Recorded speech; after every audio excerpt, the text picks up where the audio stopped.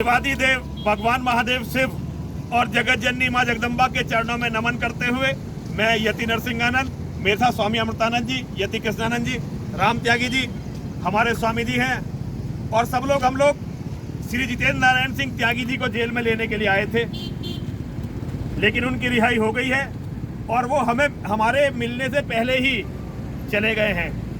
हम उनका हमारा यहीं तक का साथ था। जैसा भी सुखद या दुखद उनका अनुभव रहा, इसके लिए मैं पूर्णतः दोषी हूँ। मेरी कमजोरी के कारण उन्हें 4 महीने से ज्यादा कारावास में रहना पड़ा। उनकी कोई गलती नहीं थी, उन्होंने केवल सच बोला। लेकिन मैं नरसिंहानंद सरस्वती इसके लिए अपने आप को जिम्मेदार मानता हूँ। केवल मेरी कमजोरी के कारण उन्हें जेल में भुगतनी पड़ी। मैं उनसे क्षमा प्रार्थी हूँ।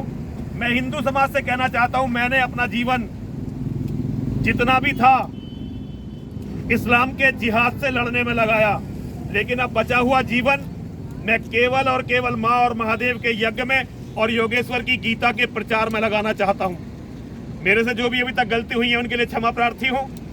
आज के बाद मैं किसी भी सार्वजनिक जीवन में नहीं हूँ।